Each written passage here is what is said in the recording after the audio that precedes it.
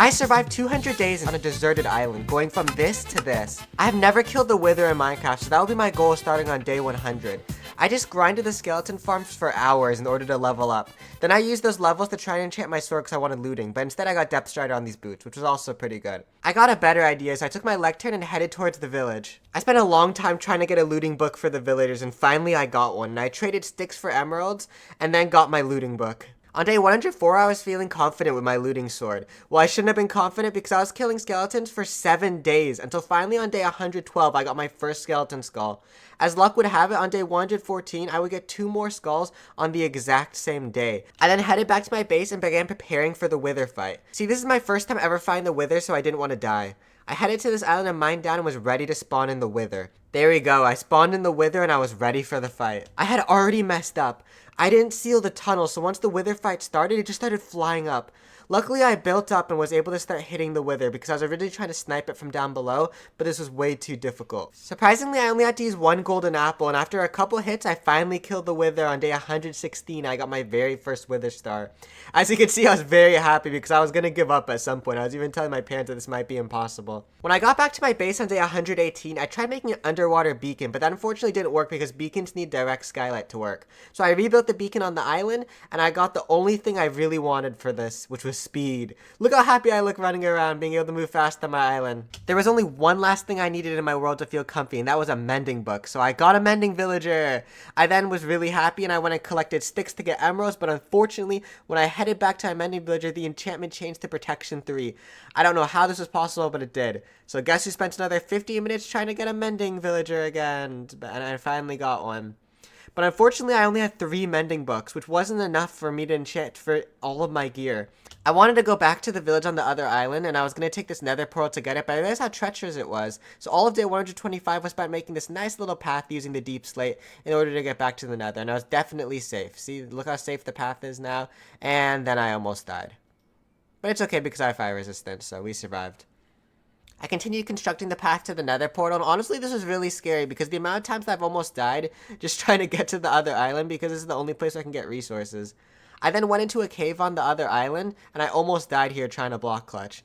Then I just mined ores for the entire day because I used so much on the beacon, and then luckily I found another village off in the distance, so of course I just traded more sticks. I also picked some flowers because I'm really missing dye on my island, so luckily now I can make more flowers. On day 130, I started sailing home, but I saw this boat that had a pig on it that I forgot from earlier. So I took the pig back home, and I finally was ready to complete my pig farm. It's been annoying me that I have every type of animal other than the pig, so I lured it over with the carrot and repopulated the pigs.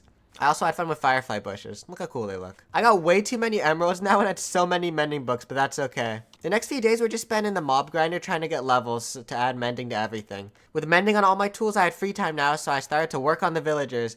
I bred them and took the chosen 2 villagers to be used for my farm.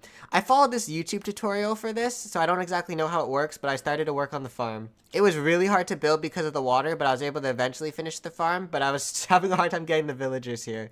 Once I finally got 2 farmer villagers, I thought I was done. Then I realized I could expand the farm. So now we have 2 levels to our villager farm. Look at how fancy we are.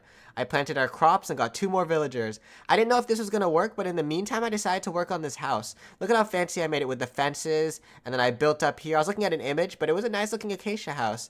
I knew that I was going to repopulate the village soon, so I would need even more houses. So after I finished working on this one house, I admired how good it looks. And look at that, the bushes, look at all the architecture. And what's better than one house? 2 houses. That's right. I made a second house right next to it. Yeah, look at that house. See, I'm pretty good at building, I doubt myself sometimes. I checked out the villager breeder, and to my surprise, there were lots of villagers, so I got it with the minecart system, and I was happy with all my villagers that would soon populate my village. I gathered wood on day 153 for the entire day so I could prepare to build one of the biggest projects yet, the mayor's building for the village. I wanted a fancy double stairwell for the building, so I scrapped the original entrance and began working on the new one. I added foliage around the place so I could add hidden lighting underneath all the leaves. I also added lanterns because I wanted to still try and do no torches.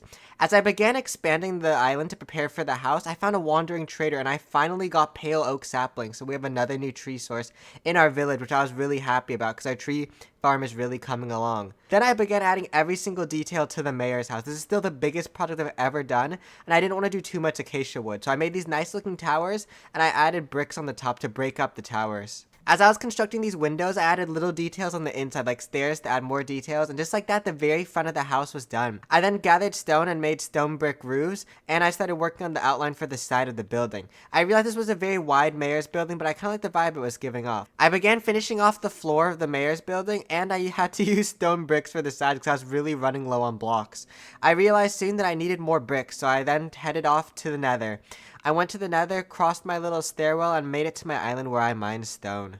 With enough resources gathered, I finished constructing the mayor's building. With my acacia wood, I built up these designs for the windows on the side of the building. I constructed every single window, making sure to mirror on both sides, and I finished it up by adding glass. I added bricks along the outside to add a little bit of a trimming to break up more of the acacia wood. I even used fences around the pillars just so there wasn't too much acacia around everywhere. Then I placed fences with lanterns on top to make nice little lighting around the mayor's building, but then I just placed these stairs on the side so it looks like little tables, so I think it came out good. I realized this arch was ugly, so I decided to redo the arch, and I added the finishing touches on the mayor's building, and I think it came out way better looking. I even added a little overhang right here, and just like that, the mayor's building was finished. On day 182, I got straight to work on a new house, adding the roof and all the details, but I immediately got distracted and instead added foliage to the mayor's building. Oh yeah, look at that foliage. I actually went really crazy with the foliage and added too many leaves everywhere, but it still came out pretty good.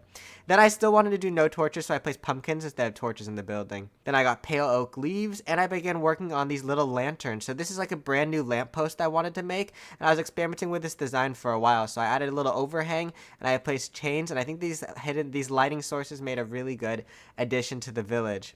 I finally remembered about this house and I finished it up, adding windows and a little roof on the inside, and just like that I finished this tiny little house. I decided to make an artificial mountain, but I didn't realize just how hard it would be. I have spent forever trying to add different details to the mountain, and I finally finished it and added this nice little staircase to add to the walkway to the house.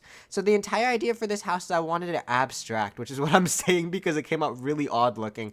But you know what? I think it came out pretty good. I was worried it wouldn't look good and I didn't see the vision, but in the end, it came out pretty decent looking, I think. On day 190, I was flying around and I found a spruce village. I then found frogs, and I would spend the next 10 days gathering resources to make a frog farm, just to end up not making it. So all these resources were for nothing.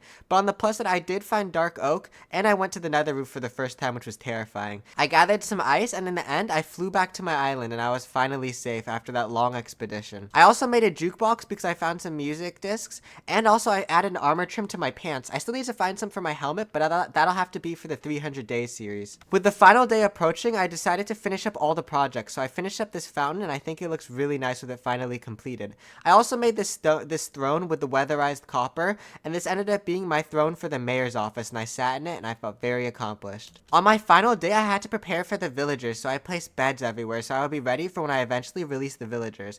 I also added these benches so they have different roles, and just like that, I finally released the villagers. After being trapped here for over 100 days, they were finally free and ready to enter the village that I've been working on this entire time. I had done it. I survived 200 days on a deserted island. I put in my music disc and flew around my island one final time to look at everything I had accomplished, all the goals I had achieved, how much my island has expanded from when I first started. And just like that, the sun soon rose on the 200th day, and I finally felt accomplished. These videos take a while to make, but they're really fun, so if you ended up enjoying this video, consider subscribing.